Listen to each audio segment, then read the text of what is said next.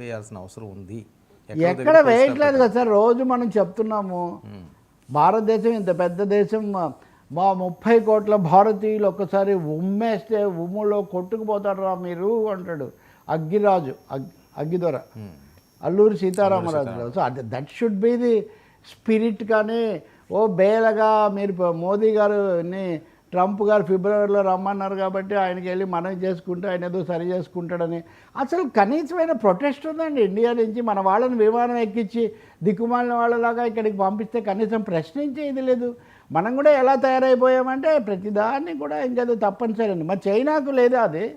China నిజానికి ప్రత్యర్థి వాళ్ళకు, మనం అనుకూలమైన వాళ్ళనే పంపించిన తర్వాత చైనా ఖచ్చితంగా రిటైలేషన్ ప్రతీకారంగా ప్రతి చర్యలు అనుకుంటే వాళ్ళు మళ్ళీ ఎదురేశారు. ఒకటి చమురు మీద వేశారు, ఇతర ఉత్పత్తుల మీద వేశారు, గూగుల్ మీద కూడా మేము ఇన్వెస్టిగేషన్ చేస్తామని చెప్పారు.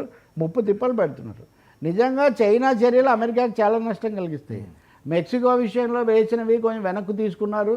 ఒక నెల రోజులు వ్యవధి ఇచ్చారు వాళ్ళందరికీ కూడా. భారతదేశం కూడా అడిగితే ఒక నెల రోజులు వ్యవధి ఇచ్చుండేవాళ్ళేమో, నాకు తెలియదు, సుంకాల పెంపుకు. తప్పకుండా చైనా ఇంకా తీవ్ర చర్యలు కూడా తీసుకోవచ్చు, ఇంతటితో ఆగకపోవచ్చు. అమెరికా అంత పవర్ఫుల్గా ఏం లేదండి. అసలు ఇవన్నీ దేన్ని సూచిస్తున్నాయండి? బలాన్ని చూపిస్తున్నాయా, సూచిస్తున్నాయా, బలహీనతను సూచిస్తున్నాయా?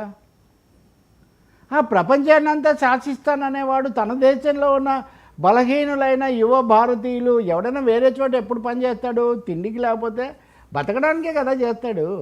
ఆ బతకలేక వాళ్ళు ఏదో పని చేసుకుంటుంటే వాళ్ళ మీద బ్రహ్మాస్త్రాలు వేస్తున్న ట్రంప్ నిజానికి మేడిపండు వ్యవహారంలాగా చేస్తున్నాడు అంతే. మేడిపండు చూడ మేలమే ఉండు, పట్టు విప్పి చూడ పురుగులుండు, పిరికివాని మదిని బింకమీలాగురా విశ్వదాభిరామ వినురవేమ అని బూచి, భారతీయులనే ఒక బూచిని ఆయన చూపిస్తూ ఉంటే మనం ఆ బూచి ఆ మాటలకు భయపడిపోయి మనం కూడా లోపడుతున్నాం. ఇంకెన్ని విమానాలు వస్తాయో తెలీదు.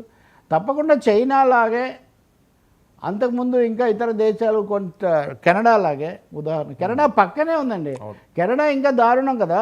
కెనడాను 51వ రాష్ట్రంగా ప్రకటిస్తాడు. ఏమైనా ఉందండి? అర్థం ఏమైనా ఉందా? ఇప్పుడైతే లేటెస్ట్గా అసలు ఐక్యరాజ్య సమితికి కూడా గుడ్ బై చెప్పాలని ఆలోచిస్తున్నాడని కొన్ని. ఇవన్నీ హోంకరింపులు, బెదిరింపులు తప్ప ఇంకోటి కాదు. ఇలాంటప్పుడు గట్టిగా నిలబడే బదులు మనం చేతులు ఎత్తేయడం ద్వారా అనవసరంగా భారతదేశాన్ని మనం పలచన చేసుకుంటున్నాం. గట్టిగా నిలబడాలి అంటే మనమే లోబడి కూడా లేదు, కానీ మౌనం పాటిస్తున్నాం మనం. ఆ విమానాలు అయితే వచ్చే వాళ్ళందరినీ కూడా మనం తీసుకుంటున్నాం. దీని నుంచి బయటికి రావాల్సినటువంటి అవసరం చాలా ఎక్కువగా ఉంది.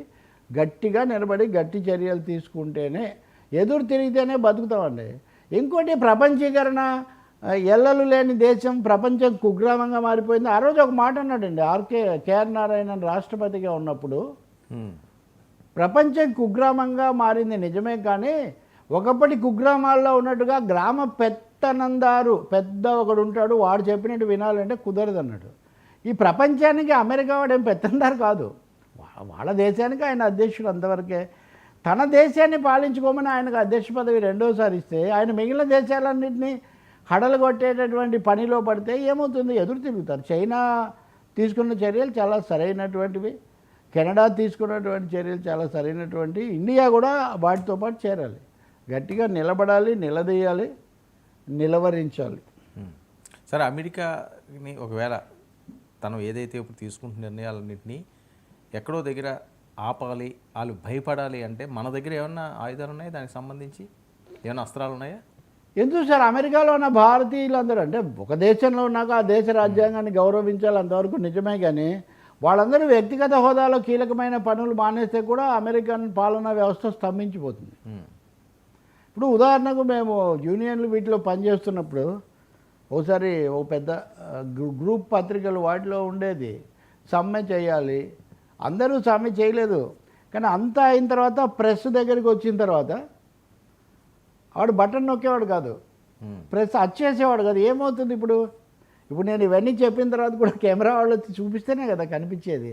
కాబట్టి కార్మికులు అనే వాళ్లకు లేదా పని చేసే వాళ్ళు అనే వాళ్లకు ఒక ఆయువుపట్టు ఒకటి ఉంటుంది. ఆ ఆయువుపట్టులో భారతీయులు చాలామంది ఉన్నారు. అలాగే మన దేశంలో ఉన్న గొప్ప గొప్ప ట్రిలియనీర్లు కూడా ఏం తక్కువ వాళ్ళు కాదు. వీళ్ళకు వాణిజ్యపరమైన చాలా ఉన్నాయి. అలా ఒత్తిడి తేవడానికి మనం సిద్ధంగా లేము. కొంత మెత్తబడి వాళ్ళు చెప్పినట్టుగా నడవడానికి మనం సిద్ధపడుతున్నాం. అంతేగాని ఒకసారి అలాంటి పని చేయమనండి, చాలా తేడాగా ఉంటుంది.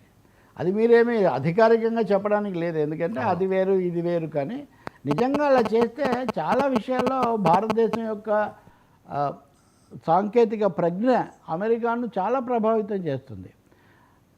ఆర్థిక నిధులు కూడా ఉన్నాయి. ఇంకా ఇతర కొన్ని విషయాలు చైనా అయితే కనుక వాళ్ళ ఉత్పత్తులు కూడా చాలా వాడతారు వీళ్ళు. చైనా విషయం ఇంకొంచెం డిఫరెంట్. అదే నేను మీకు చెప్పింది, భారతదేశానికి ఉన్న ఇబ్బంది అదే. అమెరికా ట్రేడ్లో భారతదేశం యొక్క లోటు 3% మాత్రమే.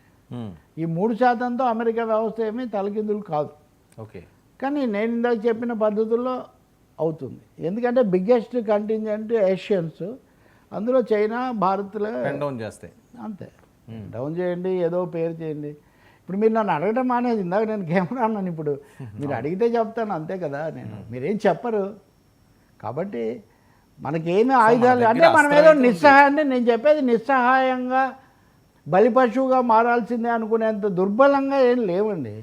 తర్వాత ఐక్యరాజ్య సమితిలో కూడా భారతదేశం యొక్క మద్దతు ఇదంతా కూడా కావాలి. పైగా భారతదేశం నిలబడితే మీరు ఒక్కటే గుర్తించండి సార్, చాలామంది మీరు చెప్పలేదండి అలా మీరు చెప్తే ఏమవుతుందండి అని నేను నాలాంటి వాడు అన్నాడు అనుకోండి, కాదండి మీరు అంటే మాకు మోరల్ స్ట్రెంగ్త్ చాలా వస్తుంది. ఇండియా నిలబడింది అంటే ఇండియాని చూసి నిలబడే దేశాలు ఇంకా చాలా ఉంటాయి ప్రపంచంలో.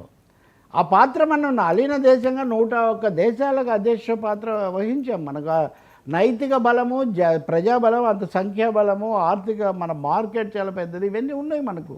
మన మార్కెట్ కాదంటే అమెరికా బతుకుతుందా?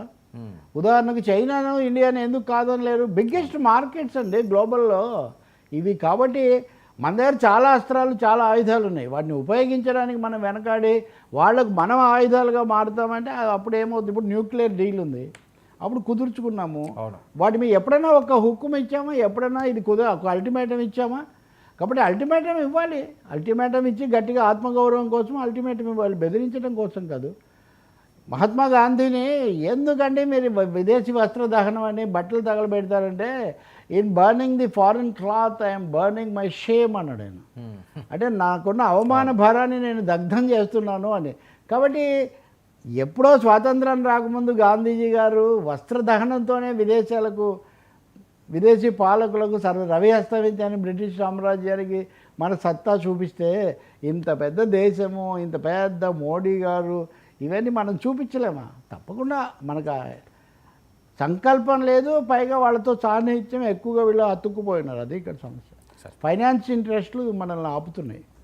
సో ఫైనాన్స్ క్యాపిటల్ కార్పొరేట్ల ఇంట్రెస్ట్లా, కామన్ పీపుల్, పనిచేసేవాళ్ళు, సాంకేతిక నిపుణులు, వీళ్ళ ఇంట్రెస్ట్లా అన్నది ఇప్పుడు సమస్య.